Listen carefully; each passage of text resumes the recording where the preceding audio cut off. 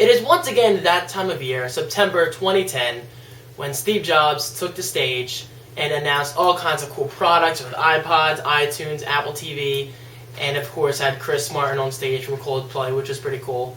So as always, I'm going to go through my notes. Yes, I do have notes here. That way I don't miss anything. And I'm going to cover, in my opinion, the most important things. So this isn't like every single thing Apple announced today. These are the biggest ones. So without further ado, let's do it. Alright, so let's start out with iOS. iOS, for those who don't know, is the rebranding of iPhone OS since, well, the iPod Touch uses the OS. Why should they have the name phone in it, you know? Anyway, Steve Jobs announced that there are now over 230,000 iOS activations per day. Sorry, I'm laughing. My dog is staring right at me. I cannot do this with a straight face. Per day, guys. Over 230,000 activations per day, and those are new activations. So next up, there have been 6.5 billion, not million, 6.5 billion app downloads from the App Store as of today. Guys, that's pretty much insane considering the App Store is only, what, 2 years old? I believe it's 2 years old, something like that. Maybe 3. I'm pretty sure it's 2. Maybe it is 3. I don't know. And, according to Jobs, there are 200 apps downloaded per second. And as he said on saying, there goes 200 more. There goes 200 more. Alright, now I'm acting like an idiot. But seriously, guys, 200 app downloads per second? That's pretty crazy. I said per second the first time, right? I didn't say per day. Per day would be pretty bad.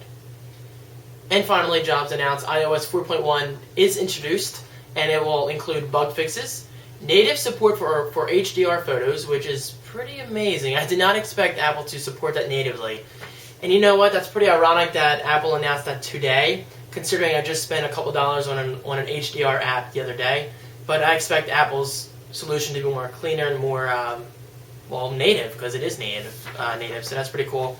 And of course, now you can finally upload HD videos through YouTube itself. There's also TV show rentals now built into iOS 4.1, as well as Game Center's finally making its debut, which I'll talk about next. There's a bug on my nose. Alright, so Game Center. For those of you not aware, you can Google it if you want. Just, Google Game Center, 2 separate words, I believe. In a nutshell, it's kind of like Microsoft's Xbox Live or Sony's PlayStation Network, but for your iOS devices. You can now play multiplayer games over Wi-Fi. You always could, but there was never that kind of management. You always had to rely on the Plus network or the Crystal network. But now Apple finally has native support for friends lists. You can challenge your friends. You can compare your scores and achievements and all that good stuff. And that's pretty much nothing but a win, in my opinion. It's very cool that Apple's even taking the online gaming market seriously, because it's really not even their business. Like, they don't even have to do that, but the fact that they use the resources and time to actually take advantage of these tools, I think that's pretty damn cool. Also, as a special surprise today, Jobs did show off a quick preview of iOS 4.2, which I definitely was not expecting, which will finally include wireless printing for the iPad. Thank you! I've been wanting that since day one. And it hasn't been that long. The iPad just came out like a few months ago, but still, wireless printing, finally. Thank you, Apple. And AirPlay, which is, I believe, the rebranding of AirTunes. Now we can stream content from the iPad to... Wait until further in the video. And, of course, multitasking support comes to the iPad. I gotta admit, I'm very disappointed in the way multitasking is implemented into the iPad, because the iPad's display is not small. I believe it's 9.7 inches, but they're going to use the same exact setup the iPhone and iPod Touch do now, where your apps will show up on the bottom when you double-click the home button. I don't think that's using the real estate that well. I mean, the feature's there at least the feature's there. I can finally play Pandora in the background without jailbreaking this again. But I would have really liked to see like an expose kind of view where you double-click and your apps go in like a grid view. But hey, the feature's there, so I really can't complain that much. So 4.2 should be available in November, Steve said. And yes, I'm on a first-name basis. Let's get to iPods now. iPods, that's easily the #1 topic of this entire keynote, hence the guitar on their invite that they sent to a bunch of people. Yes, I gotta have my coffee, guys. Do you blame me? Look at this mug. Those of you who care. Love this mug. I got it for like $2. You probably don't care. Anyway, first up is the Ipod Shuffle. 1 second. I'm back. Okay, Steve Jobs did announce a new Ipod Shuffle today, which is great. But first off, let me show last year's Ipod Shuffle. Notice it's not a stick of gum. This is metal. If you chew this, you will break your teeth and probably choke, so that's not good. But I gotta say, the design is very nice. It's very simple. The main thing I did not like about this, though, is I'm sure you can tell, there are no buttons except for the on-off switch and the shuffle and repeat button on the top. But do not get me wrong, the design is beautiful. It's downright awesome looking, very simple. Got a nice metallic clip on the back. But the lack of buttons was just so annoying. My favorite Ipod Shuffle design, personally, is the Ipod Shuffle 2nd generation. This design is genius. You can just clip it on your ear if you want. I don't really suggest that. But, okay, but seriously, guys, joking aside, this is easily my favorite design. You can just clip it on your shirt or jeans, and the buttons are actually on there. So what Apple did is they took the simplicity, well, they took the smaller shape, form factor, I guess you could say, of the Ipod Shuffle 3rd generation, 2nd generation, meshed them into one, and you got this.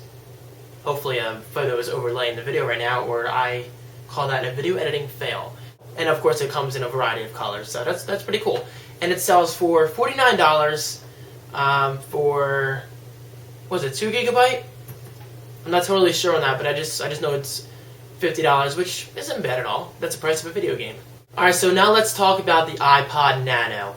Personally, this is my favorite announcement of the entire keynote. First, let's say the Ipod Nano is now multi-touch, as I'm sure you can tell by the graphic right now. The fact that they're implementing multi-touch into one of their most popular iPod lineups, I think that's pretty risky, but I think it's also great. They're finally killing the click wheel, sadly. Well, I say finally because it's kind of old hardware. So yes, without any more rambling, the Ipod Nano is finally multi-touch enabled. It's practically a little square. You can pinch to zoom your photos, I believe. I believe you can pinch to zoom your photos. I didn't see that demo during the keynote, but I do know you can swipe between apps. No, you cannot use apps from the App Store. As of this recording, you cannot.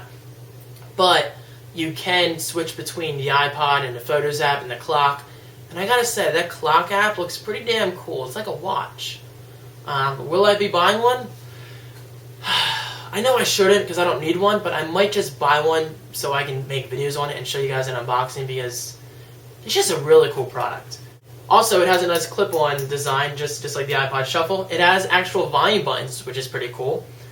Since, like I said, they killed the click wheel, so you need some kind of buttons for the volume. And 24-hour battery life of music, which is pretty incredible.